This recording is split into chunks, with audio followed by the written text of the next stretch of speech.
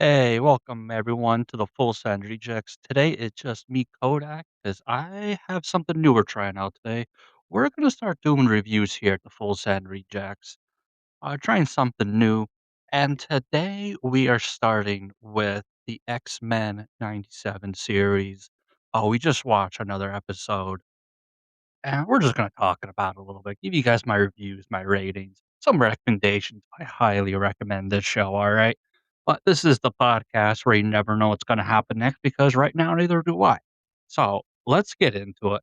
Today I'm gonna recap the first 3 episodes, that's how far I'm in, and guys, if you, enjoy these episodes, let me know, I'll do them more, or if you want me to put a whole new channel up instead to keep it separate from Full Send, let me know.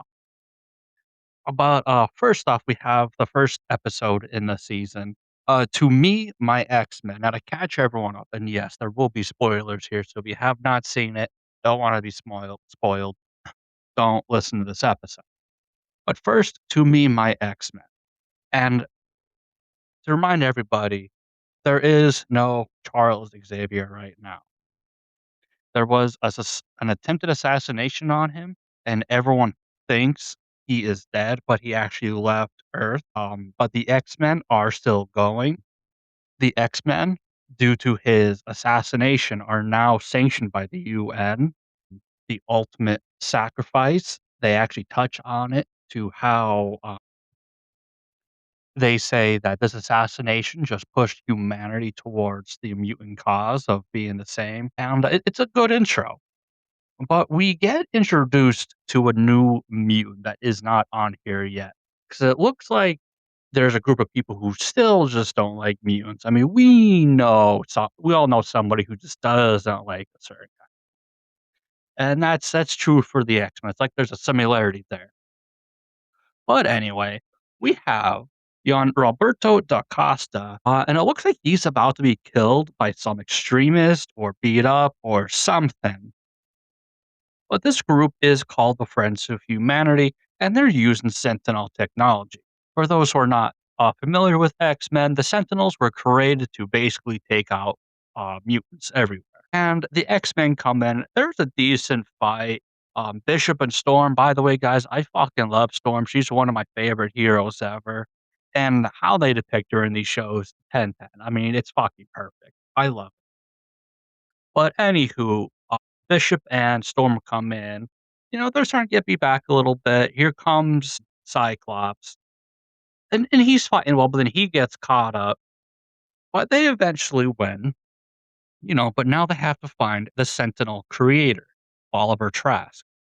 So the X-Men have to go see Henry Urich, who was the one who allegedly assassinated Charles Xavier, and they have to get into prison to talk to him. So Cyclops and Jean Grey go in. No, I'm sorry, not Jean Grey. She stays behind. I believe it was Storm, and they're in there talking, and this guy's just being like, he's baiting them. He's baiting them hard, and he's like, "This is why you guys lose because you guys are soft. Charles Xavier didn't have what it takes," and he's like, "I'm not Charles." So then Jean Grey from way out from back in the mansion just pop into his mind and finds his hideout. So the X-Men, and you have Cyclops, Jean Grey, Jubilee. I love Jubilee, her whole firework power. It's just fun to watch with Storm, Bishop. I know I'm forgetting some. It's gonna come. Oh, Wolverine. I thought Wolverine in my head. I didn't even say it. Yeah, Wolverine. And then there's some others that will morph. Morph is in there. I love me some morph. Gambit. We always love seeing Gambit, Rogue, and they're going.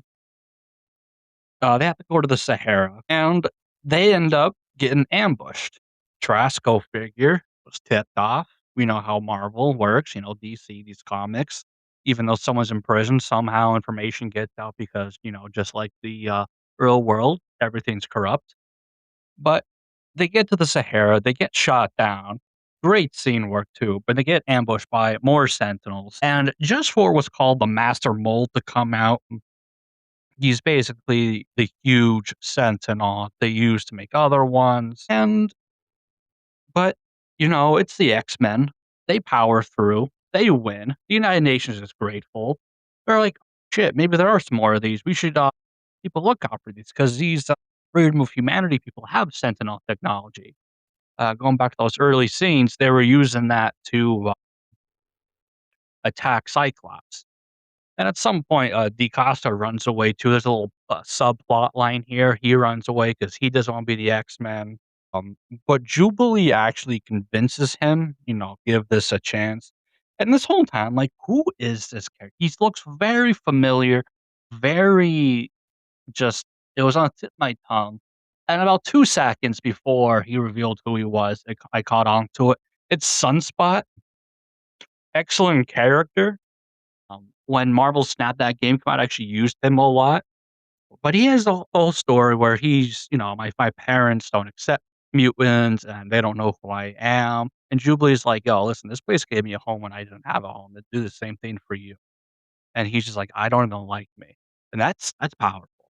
But as the episode ends, Jean and Cyclops, who are pregnant, announce they're gonna leave the X-Men to raise their son in safety. That comes up later. But then an alarm goes off, and you go back to the next scene inside of the mansion, and you see a previously broken picture frame being put back together, and go figure, it's Magneto. And now you're like, "What the fuck is Magneto doing? This is gonna be a great setup." And he's just like, "Yo, Charles left me the mansion as well. This is mine." So now you're left, like, this episode ends, like, okay, we got Sunspot now, what's going on with him? And Magneto is leading the X-Men. And then there's plot see, I love Magneto as a villain, okay? Because you have somebody who has a reason for why he is. I mean, I would love to see how they would adapt his character into the future. But this is someone who former Holocaust survivor, was thrown into the camps, and, that always sat with them. He'll never be enslaved like that again. And many of us remember his scene from the old X-Men movies where someone tries giving him shit for not having tattoos, and he's just like, "No one's giving me a mark again."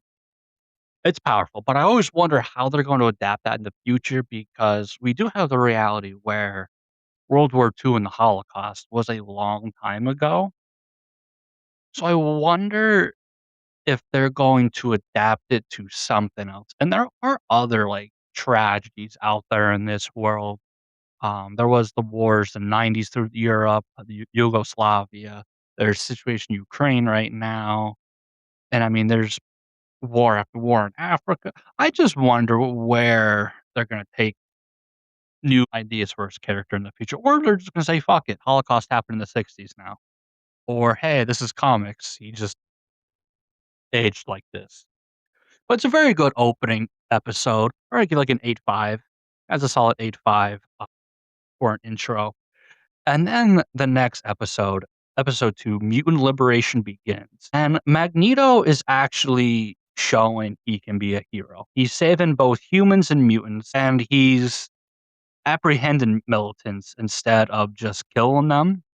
However, Cyclops and Jean decide to stay with the X-Men. They don't believe him, and, again, it's hard not to understand why not. This guy was their mortal enemy for decades, ruined their life, all this stuff. Just a general dick. But they're trying to, believe in him. However, Rogue does kind of feel sympathetic towards Magneto. They have a history there.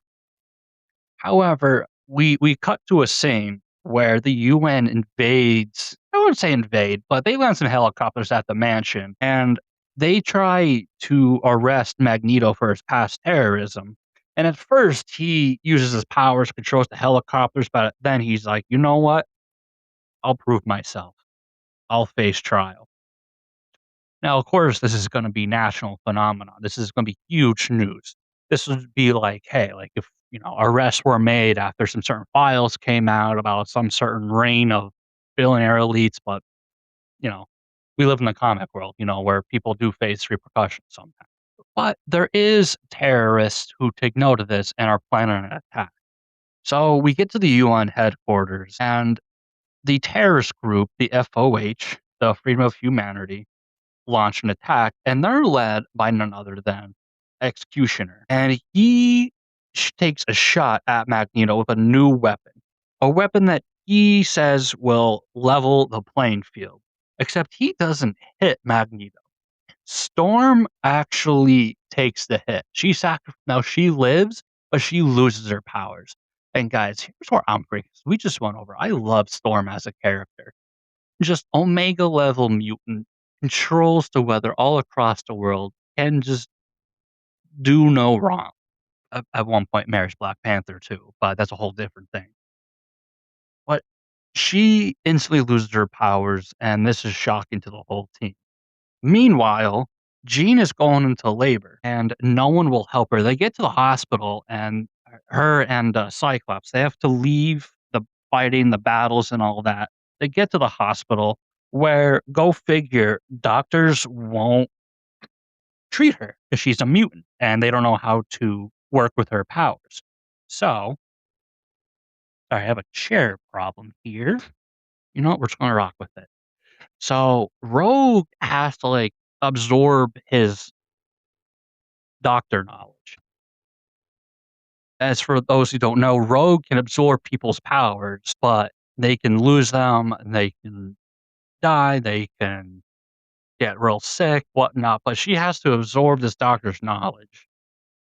But she has to wear gloves while delivering the baby because, again, if she touches the baby, baby could not make it.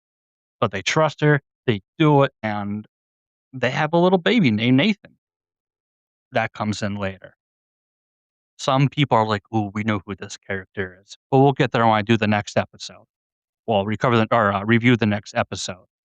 However, following this assault on the UN, Magneto is actually pardoned for his crimes. Everyone believes he is now a good guy and will help, and he does take some heroic actions during the the fight, and they have discussions about bringing the mutant nation of Genosha to join the UN, which is a big thing. It'll give a lot of legitimacy to the mutants. It's kind of funny how some things resemble real life because there's a few nations out there trying to get accepted by the UN. It's kind of actually really interesting for a lot of those places. Now we get towards the end, and we are back at the mansion, and Beast is running tests on Storm, and it looks like she is permanently without her powers. And this causes her to leave to like look for a new life, find out who she is now. And this episode ends with a new character at the door, and and this person just falls over, passes out, and it's none other than an identical character to Jean Grey. So I'm leaving this episode like, what in the actual fuck is this? Are we got a clone going on? I thought like a future Jean Grey came back somehow. That's where I was going with it. A future Jean Grey. But I was wrong. I was wrong. But this episode, I don't think it was as strong as the first one. It wasn't bad, but I'll give it like a 7. I think it was really good in a lot of ways, but I don't know, it was just not as good as that first episode. However, this 3rd episode, I was loving every second. 3rd episode, Fire Made Flesh. We pick up where we left off from the 2nd episode, and Beast is determining that Jean is actually the real Jean Grey. That the one they have that's pulling them is a clone. And now everyone is just like, "What the fuck?" And again, I'm thinking again, "Okay, this is a Jean from the future." But then they start digging into this a little bit. I'm like, "Holy shit. Mr. Sinister. This has to be Mr. Sinister." And Mr. Sinister is a villain I love. For those who play the Deadpool game, he was the main villain of that game. And for those who have, y'all are some real ones because you can't even buy this game anymore. If you have it, don't sell it. It's worth some good money. But yeah, we find out it was Mr. Sinister, and they talk about him a little bit. Evil scientist from the 1800s experimented on mutants to enhance his life and give him powers. And as we're talking about this, Morph uh, kind of explains a little more about him because he was used by Mr. Sinister at one point. He was experimented on. and he's not too happy about it. Uh, but the clone Jean Grey is, like, losing her shit, kind of understandably, you know. Well, if you find out you're not you, and you don't know what your life is, what your memories was yours. So, she goes to Scott and is just like, "Yo, like, you believe me, right?" He's like, "I don't know." So she takes little Nathan and goes to his room, and eventually, Cyclops comes too, and it's just like, "Listen, where we gotta make sure, like, I don't know what to think right now." She tells him to go, and next thing you know, across the baby monitor, you hear her voice. And guys, listen, the voice acting on this was fucking outstanding. Like, holy shit. It sent chills. And it was basically just like, "Yo, if you want the answers, come to me." And you see him show up at some point in the room, and then he disappears into the shadows. And he's basically tempting her to follow him, but she wants nothing to do with it. She's just like, "No, I'm here to protect my son. I don't care if I'm real or not. I have a kid. I have a family. You're not doing this for me." Turns out, Mr. Sinister, being a little sinister bastard, was like, "Hey, too bad. I put some shit in your DNA that I wrote. You belong to me." And next, you know, she's like going crazy with magic and whatnot, and says she is now the Goblin Queen. And when she says that, I'm like, "Holy fuck, I am the Goblin Queen." And I'm like, "Yes, Queen. Yes, gobble, goblin up." Uh, and some of the heroes come in and doesn't work because they realize, or Beast realizes, he says something to the effect of like, "Yeah, every scientist is like a painter. We leave a mark." And he realized it was Mr. Sinister, and they had to go rescue Nathan now. However, they're a little too late. The Goblin Queen takes off, and Magneto and Rogue come back, which, by the way, we kinda have a hint that they're, like, rekindling a relationship because at some point, Wolverine, Morph, they're leaving the training facility, well, along with Gambit, and, they're looking to schedule another one, and Morph notices that Rogue and Magneto has a lot of things blocked off the train. Catch my drift? So Gambit gets a little peeved. So he goes to take off.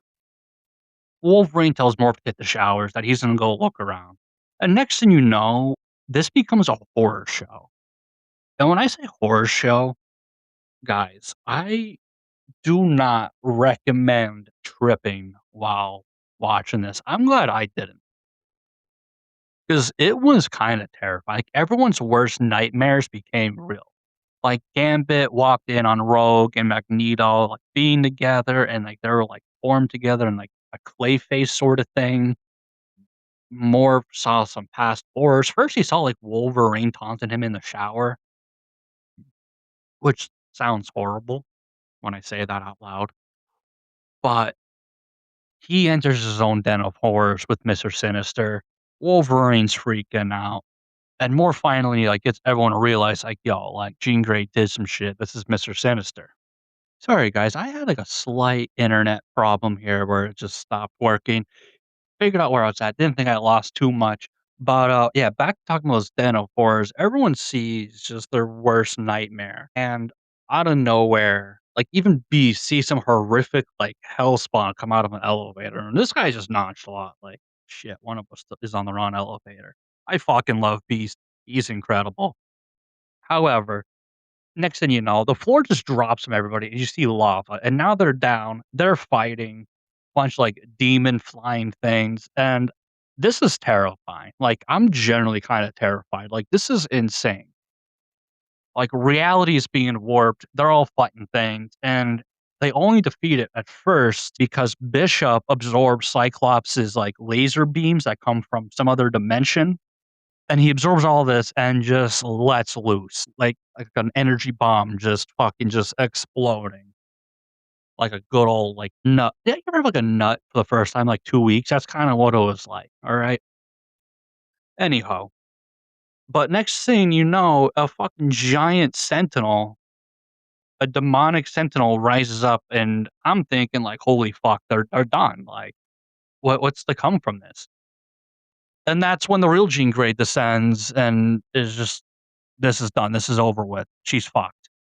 So our Jean puts the reality back together, and Magneto decides to lead a strike team, while others stay behind and help. So Cyclops goes, and they start fighting because the Goblin Queen is there, and she's ready, and she's wrecking them. Even Magneto is getting caught up. He's doing his best to like hold her at bay, but it's not working. Cyclops got good a shot in, but the real Jean Grey's sitting there back the bench, like it's time for me to fight. And Beast is like, "You can't go anywhere. Your body sucks." And there was a real sweet moment where Wolverine had to help her, like, simmer down, where he helped her remember who he is to bring her mind back. Because it was Charles Xavier at first that, like, helped her control her powers, they're so overwhelming. And she's like, "Holy shit, you care about me so much." So I think there's gonna be some future, drama here between Scott and Wolverine like there usually is, because Wolverine's usually kinda jealous over the whole Jean Scott thing. I really want the best for Logan. He's such a disaster, but he's been through so much. Anywho, so Jean, regular Jean, telepathically, like, takes control, takes out clone Jean's what she's doing, and they enter, like, some, like, cycle realm, and clone Jean's still flipping out. She's just like, "You're not having my memories, you're not having my baby, you're not having my friends," all this stuff. And it's really kind of emotional, and while this is going on, Mr. Sinister places little Nathaniel, who's still a baby, inside, like, a test tube, because he wants to make, like, the perfect clone, or the perfect mutant to have his own, like, evil army. Not good, this baby's trying. Kinda fucks you up a little bit. But the real one finally gets through the clone, and they show her the memory of them, like, unlocking their powers when, like, their friend gets hit by a car when they're a kid. It's like, there's other ways to do this. And finally, the clone breaks free, realizes who she is, breaks free from Sinister's control, and they go her and Cyclops go to rescue their son. But there's something wrong. We always have to have a plot twist, you know, Mrs. Sinister's not gonna be Mr. Sinister, like, with that name and having something ready. And he says some shit like, "Hey, your house is burning, and you're not having a healthy baby." So, cut back to the mansion, and little Nathaniel has all, like, these green things around him, and it's like some sort of technovirus. They're trying to figure out what to do, and Beast has no answer. He said it might take him a year to find a cure, but this disease is spreading, it could kill him. So, they decided a bishop to return to the future and take Nathan. And, here's where things get real. Cyclops are freaking out because he does not want to abandon his kid. And, here's a fun fact to the listeners. I don't know if you are familiar with the trauma we've been through. We have some issues like that here. You know, I don't know, you know, I never last time I saw my biological father, I was 1. So I'm sitting there like, "Alright, this is a cool scene. I appreciate this." He eventually storms out, saying he can't be a part of this because they decide he has to go to the future. Gina's saying, "Hey, yeah, he kinda needs this to live." So Bishop goes to take him, and this is where I wanna remind y'all who little Nathaniel is. That's Cable, Deadpool 2 fame, time-traveling soldier, leader of X-Force, stuff like that, you know? And that kind of, like, brings us to the end of this episode, and this was the best one so far. There was one more thing at the end, and we get the storm in Texas. Not a storm in Texas, they have too much of those, but storms in Texas, sitting at a bar or some sort of establishment like that, and she's watching this news, and someone sits down and is just saying, "Ugh, if only someone could make it rain." And she eventually catches on, is like, "Yo, like, what's going on?" And he introduces himself as Forge, and Forge is somebody who knows technology unlike any other. He is a genius, and he is a friend of Xavier. And he also tells her, "We can get your powers back." So I'm looking forward to that. I'm looking forward to her getting her powers back and coming back to the team. It's probably gonna be in some, you know, situation where they're almost dead or some big situation, he comes in out of nowhere. And not only does that happen, but the clone Jean Grey leaves, her and the real Jean Lone have a final conversation outside where Jean is trying to tell her, like, "Hey, you can stay." And Clone's saying, "No, she needs to find her own pathway." She takes on the name Madeline Pryor, which does come from the comic books. She's also a supervillain in the comics. But I don't know how the series is gonna take it. She did her supervillain shit already. She already was the antagonist. So I'm hoping she can stay as an ally. I do see at some point in the future something happening where she becomes a villain again or a villain in the future or something like that. But if that doesn't happen, I don't see what else they can really do with her character. But I do see them developing her as, like, maybe a second season villain or something happens with Cable. Cable comes back and something's going on with him, and that's how they bring her back. I would like to see that. However, that basically is the end of this episode, these first 3 episodes, and of this episode.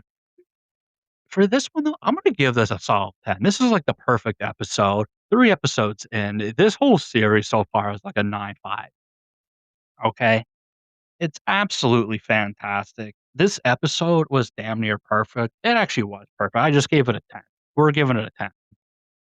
But yeah, if you guys like these reviews, you want to hear more, let us know. We're thinking about doing some more of these different shows and movies we watch, probably do some streams, some games and whatnot.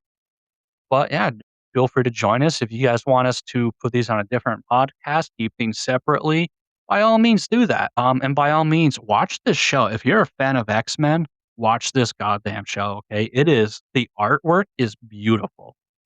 It's vibrant. It's so good. The voice acting is tremendous.